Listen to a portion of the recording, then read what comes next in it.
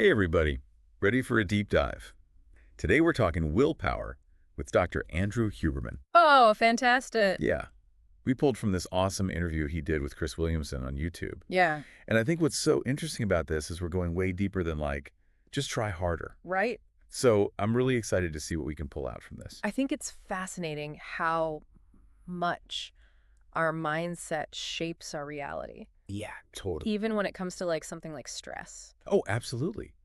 You'd think actually going through something difficult would be way more stressful than just hearing about it. Right. Dr. Huberman talks about this study about the Boston Marathon bombing. Oh, yeah, the one where the people watching the news coverage were more stressed Yes. than the people who were at the marathon. Isn't that wild? It's like the people who were actually there experiencing it firsthand were less stressed Yeah. than the people who were watching it on TV. Incredible. Yeah, so, how often are we letting our perception of stress make things worse than they need to be? Exactly. And, it all goes back to, Dr. Aaliyah Crum at Stanford. Oh, yeah? Her research. Yeah. Showing that, if we view stress as this debilitating force, it literally becomes a threat to our well-being. Yeah. But if we can reframe it and, think of it more as a tool that's helping us focus, helping us perform better, it can actually enhance our ability to perform, to be resilient. So it's almost like if you think stress is bad, it's bad. Yeah, But if you think stress can be good, it can be good. precisely. It's almost like a superpower then, Yeah, it is a superpower. if you can harness it. Yeah, So that leads us to an interesting question about willpower. right. Is it a limited resource, like a muscle that gets tired? Or is there this unlimited well of inner strength, Yeah, that we can kind of tap into? right. So there's this whole debate around ego depletion, right? This idea that willpower is finite and you only have so much to use each day Right. before you hit empty. It's like a gas tank. Yeah.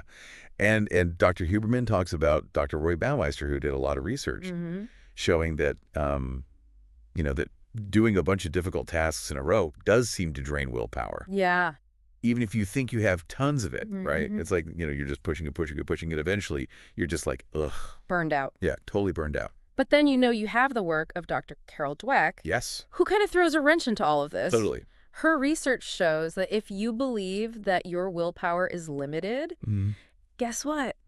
It is. It becomes limited. Yeah. Wow. It's like a self-fulfilling prophecy. So if I constantly tell myself I'm too tired to work out, Yeah. I actually become less capable. Yeah, your belief shapes your reality. That's wild. Okay, so then on the flip side of that. Well, the flip side is that if you believe that you have an abundant amount of willpower, then you tend to achieve more. Oh, wow. It's like you're unlocking some reserve of inner strength that you didn't even know you had. Okay, so where's that switch in our brain? Right. Where is that? How do we tap into that? Well, this is where Dr. Huberman brings in the aMCC, Okay. which stands for anterior mid-cingulate cortex. Now, I'm no neuroscientist. Right. What is that? So think of it as a central hub in your brain. Okay. It's kind of like Grand Central Station, Okay. connecting different areas related to reward, alertness, prediction, even pain. Ah. It's constantly evaluating incoming information and helping you decide how to respond Okay. in every given moment. So how does this brain hub relate to willpower? Well, here's where it gets interesting. Studies have shown that stimulating the aMCC in humans can instantly create the feeling of being ready to meet a challenge. Wait, what? Yeah. So you can zap the aMCC? Right. And people are like, all right, let's go climb a mountain. Well, not exactly that simple, Okay. but you get the idea. It suggests that we might have more control over our willpower than we realize. Okay, that's pretty mind-blowing. So if I want to boost my aMCC, do I just sign up for every tough challenge I can find? Well, not necessarily. Okay. You see, the research shows that the aMCC actually grows in people who successfully resist temptation. Oh, interesting. Like those who stick to a really strict diet, for example. So it's not about enjoying the challenge. No. It's about resisting it. Yeah. It's like, a muscle that gets stronger when you're pushing against resistance. But just like with physical exercise, too much can be a bad thing. Right. You don't want to overdo it. Yeah, exactly. So Dr. Huberman, he cautions against going to extremes. Okay. He points out that people with eating disorders like anorexia, they often have an overactive aMCC. Oh, interesting. which is actually like driven by a distorted reward system. Wow. So balance is key. It's about strategically incorporating challenges into your life, not punishing yourself. Right, right. Make total sense. You don't want a willpower injury or something. Exactly, exactly. So how do we do that? How do we find that sweet spot between comfort and challenge Right. to really build our aMCC? Well, this is where he introduces this idea of micro sucks and macro sucks. Hold on. Micro sucks and macro sucks. Wait. Yeah, no, it's kind of a funny term. What are we talking about here?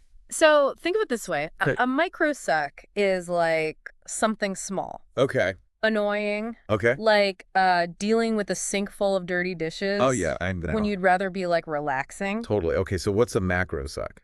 So a macro suck is like a bigger, more daunting task that you might be tempted to procrastinate on or avoid altogether.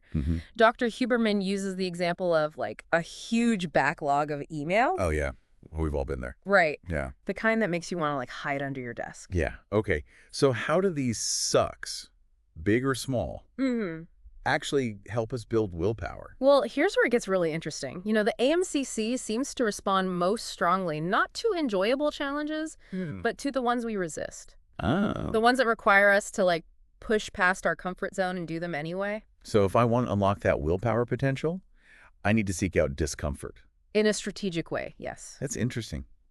So I guess we need to take a little break. Let's do it. But when we come back, we'll talk more about Dr. Huberman's insights, including this go one more principle. Yes. And this really fascinating connection between willpower and the will to live. Intriguing. So don't go anywhere. Okay, so we've talked about how embracing a little discomfort can help us build willpower. Right. Strengthen that aMCC. But how does that actually work? Right. Like, how do we put that into practice? Yeah. So Dr. Huberman talks about this really fascinating concept called going one more. It's all about pushing yourself just beyond your comfort zone, even in things you actually enjoy. Oh, interesting. He mentions this athlete named Bear, whose motto is like, go one more. Ooh, I like that. Go one more. Yeah. So what does that look like? Like in real life. Yeah. So imagine you're working out, you finish your set, you're feeling good.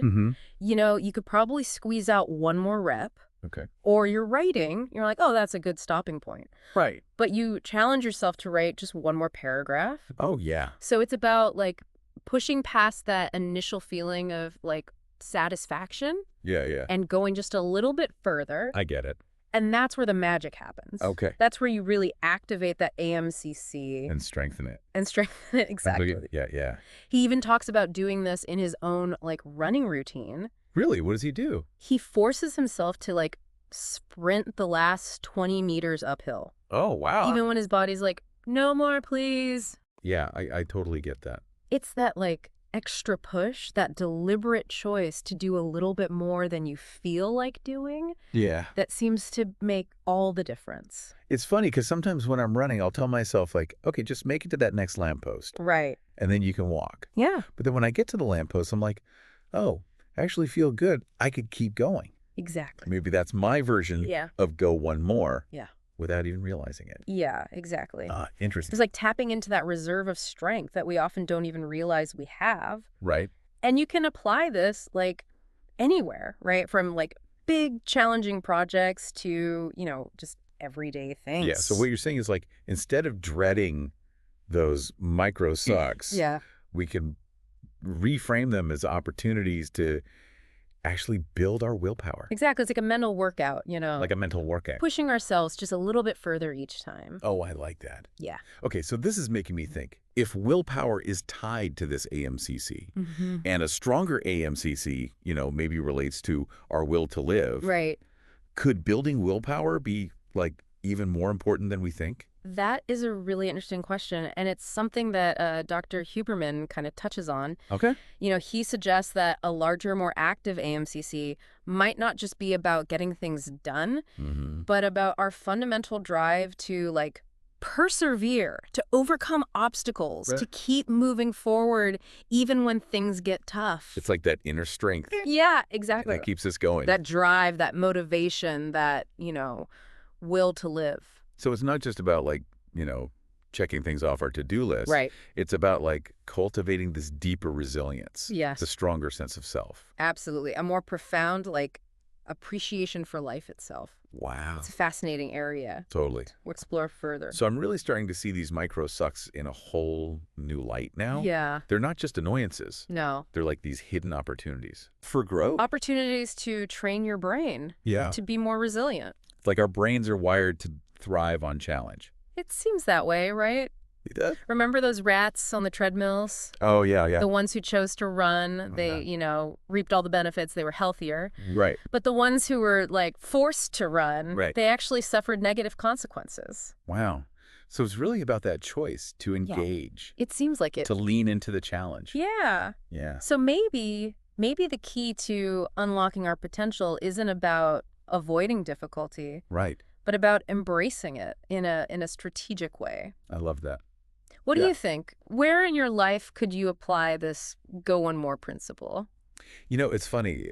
We always think about willpower as these big, dramatic things, Yeah. like resisting a huge piece of cake Right. or running a marathon. Mm-hmm. But what if it's really built in these smaller moments? Yeah, I think that's true. These micro sucks we've been talking about. It's easy to overlook, the cumulative effect of all those small choices. Yeah. Think about it. If you're consistently choosing to do those dishes, Right.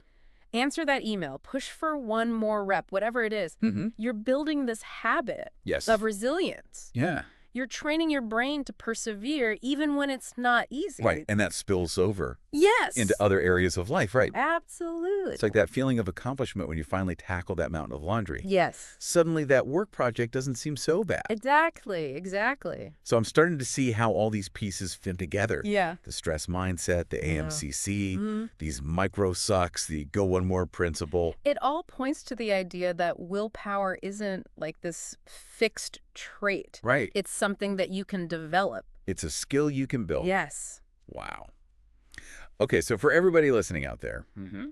I hope this deep dive has given you some new ideas about how to approach willpower. Maybe you're feeling inspired Mm-hmm. to kind of reframe those daily annoyances Yeah. as these mini workouts for your mind. Love that. Right. Maybe you're ready to embrace that go one more principle Mm-hmm. and push yourself a little further than you normally would. I love that. And if you're struggling, Yeah. don't give up. Don't give up. Remember Dr. Tweck's research. Your belief in yourself can make all the difference. Absolutely. So choose to believe in yourself. Yes. Choose to see those challenges as opportunities for growth. Love it. And just keep pushing forward one microsuck at a time. You got this. You might be surprised at the strength and resilience you find. Absolutely. Well, thanks for joining us on this deep dive into willpower. It's been a pleasure. And until next time, keep exploring and keep growing.